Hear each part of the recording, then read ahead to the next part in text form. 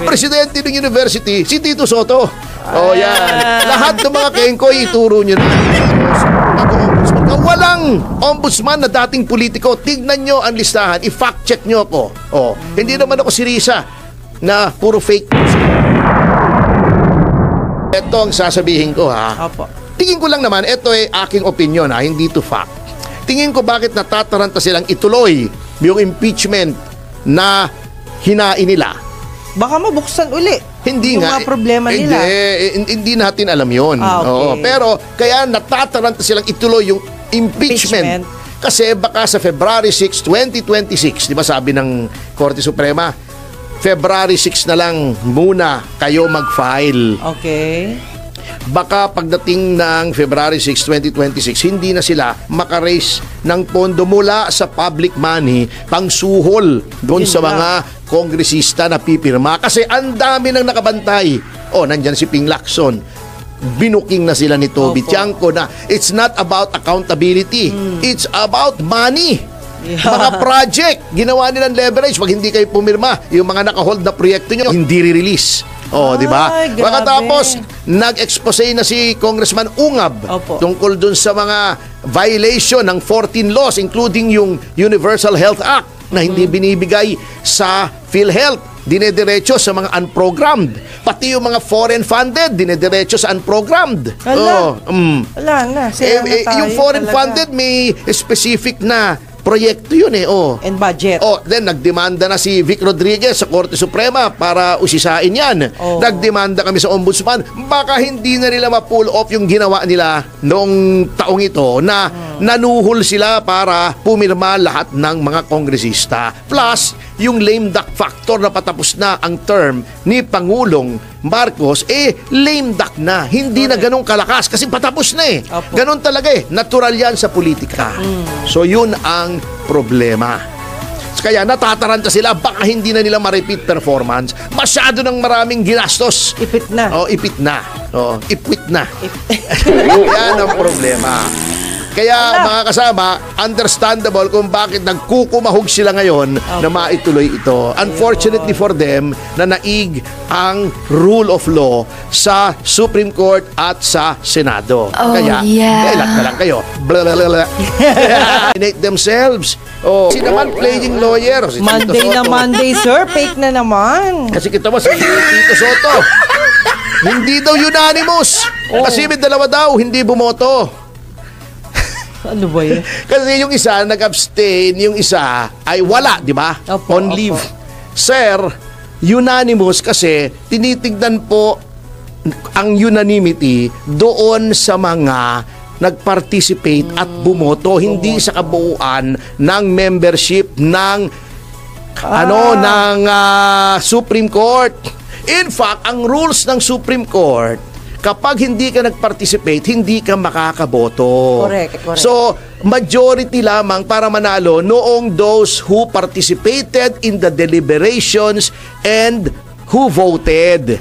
Yan. Pag lahat na nag-participate at bumoto, iisa lamang ang boto, either for or against, unanimous po yun. Kapag walang dissenting opinion, unanimous po yun, mga sir. Yun. Parang yung Ong versus Senate. Na naipanalo ko sa Supreme Court, unanimous po yun. Yun po ang mga ganon, ang unanimous. Ay nako, nak ng teteng. Baka version nila yon. Gustong mag-abogado buti pa si Kwan. Kasi pag gusto mo mag-abogado at hindi ka naman abogado, nagkakamali ka. Yung mga abogado nga nagkakamali pa. Minsan ako, nagkakamali rin ako. Inaamin ko. Si Teddy Te, laging mali. Kaso ang problema kay Teddy Te, pagka nagkakamali siya, patay yung kliyente. Hindi maganda yung magkakamali ni Teddy. At least ako, medyo, pag nagkakamali ka, nagmumulta. Gano'n Yes, sila namamatay. Si Jess Falsis, lumalabas. Lumalabas na kahiya-hiya. Kayo kasi may likay sa win-win solution. Yun. Nagkakamali rin tayo. May mga natalo rin tayo. Inaamin naman natin. Hindi naman tayo katulad ng Risa Ontiveros na napakagaling. Siya lang ang magaling. Di ba? Ako, ma'am. Kengkoy po yung discussion ni Risa Ontiveros. Sinasabi ko sa inyo. Yan, nasopla siya. May mukha siyang eng-eng ngayon. Sinasabi. Senator pa naman. Kaya, mag-ingat ka kapag ikaw ay senador. Si Kiko Pangilinan nga ang daming mali O, di ba, tinanong niya, bakit daw nagbotohan muna bago nag-explain? Ala. Oo. Sabi nila, kasi di ba sabi niya kay Chis Escudero, ang rules iba. Sabi niya, oo, hindi nga yan ang rules. Ngunit kapag may isang miyembro ng Senado na nag-motion na ibahin yung rules just for that period, pro hac vice ang tawag doon, just for that purpose, pwedeng ibahin. Nag-move si Zubiri, di napahiya si Kiko. Yun ngang injunction banat siya ng banat. Sabi niya, kung ang intensyon pala ng Korte Suprema ay hindi tayo magtuloy, dapat nag-issue ng injunction. Immediately executory na nga, bakit may injunction pa? Wala nga jurisdiction, paano may injunction? Sabi nga ni Chis Escudero, what is there to enjoin? Correct. Puro grasping at straws na katulad ditong si Escuna, Kingkoy.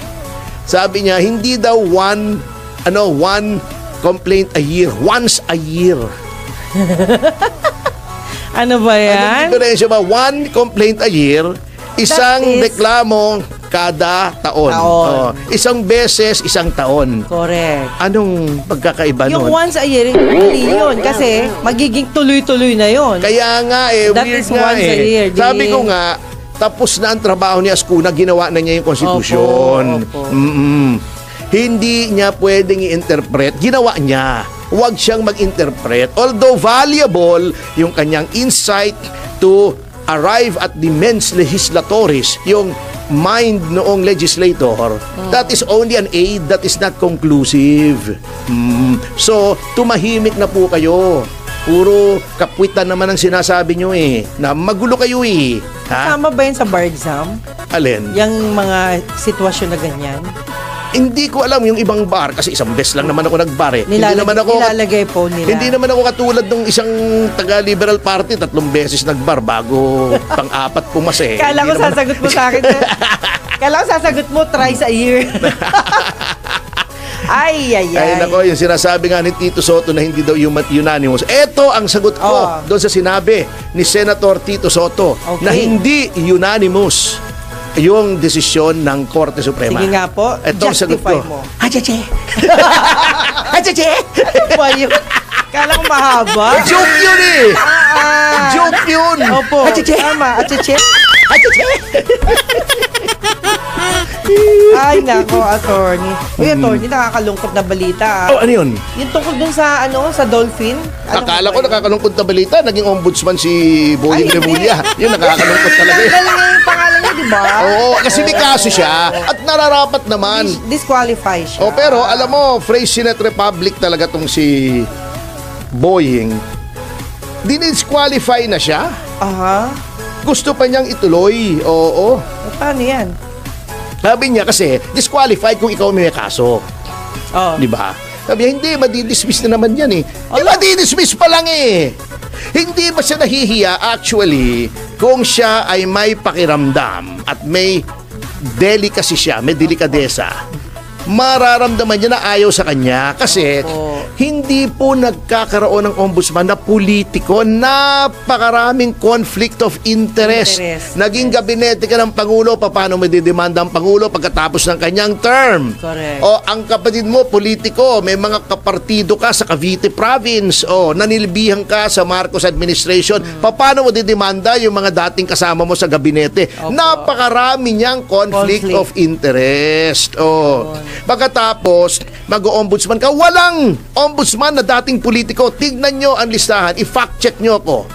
Hindi naman ako si Risa na puro fake news Totoo po yung sinasabi ko. Umpisa natin sa unang ombudsman, mga retired na mahistrado. May isa, dating miyembro ng gabinete ni Pangulong Gloria Macapagal Arroyo, inimpeach nga Kasi sabi nila, delikado yan.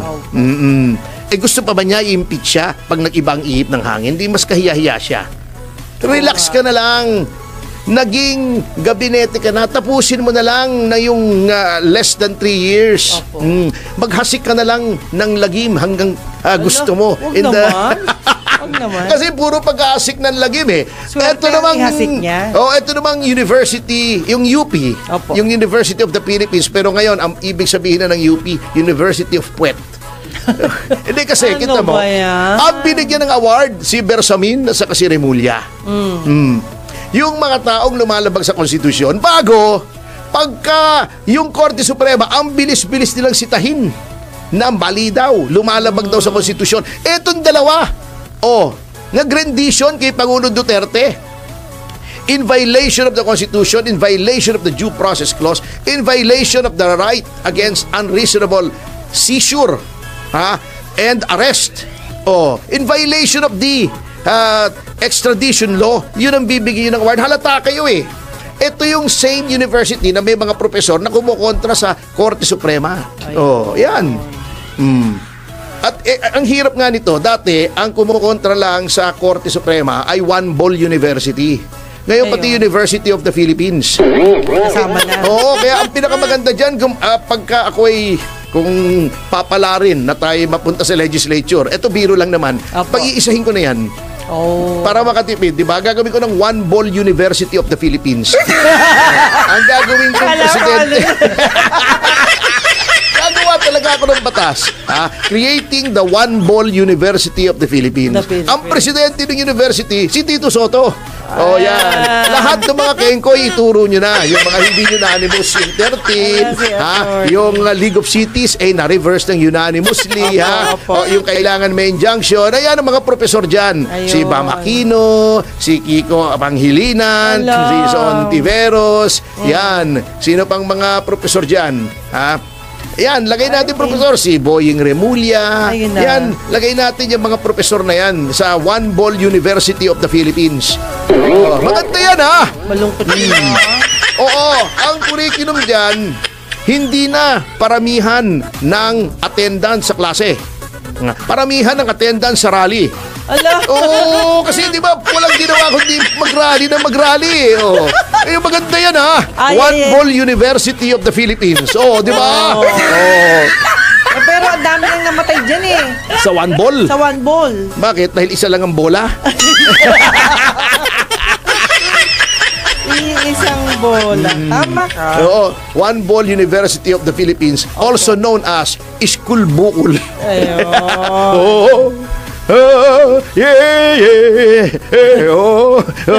School Bukol. Kayang-kaya. Pwede ka na mag-concert. Natatandaan ko yung School Bukol, may klase sila ron. Tinanong, what is a crime against honor? Sabi nila, pagka sinaktan mo si Ron na honor, crime against honor honor. Galing. Sayang wala na si Richie Di Orsi. Pwedeng, yun nga, sabi ko marami nang patay dun pwedeng mga pwedeng professor. buhayin. Si Tonet Macho, pwede ring ilagay doon. Buhay pa si Tonet Macho, di ba? Buhay pa. Yung Malcolm Hall, papalitan na yun. Di ba may Malcolm Hall doon? Sa UP. Gagawing Escalera Hall na yun. Ikaw naman, nabili na ba nila yun? Bago yung oblation, at papalitan na yun. Lalagyan na ng monumento ni Tito Soto. Na nakahubad. Grabe Bago, isa lang ang ball. One Ball University. Nakakatakot Sinunod ko sa oblation tapos pero one ball. Pero si mukha ni Tito Soto. no ball na lang. Ayun, Mas maganda yata yun, parang hindi halata. Double? No ball. Ganun ba? Walang ball. Bago, ang official drink nila, Pepsi. Uy! Lagot ka!